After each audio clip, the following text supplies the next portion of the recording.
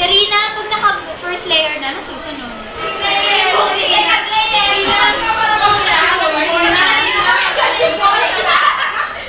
Chipoy ka niya. Tingnan ka ganyan. Wow! Teka lang. Ano gagawin pag naka-first layer na?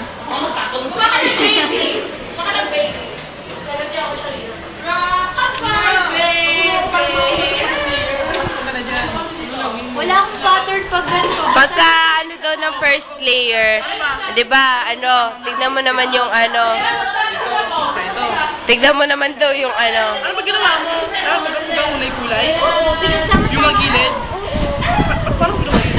Ilagag-garag, gawa lang? Parang iba yung sa'yo na.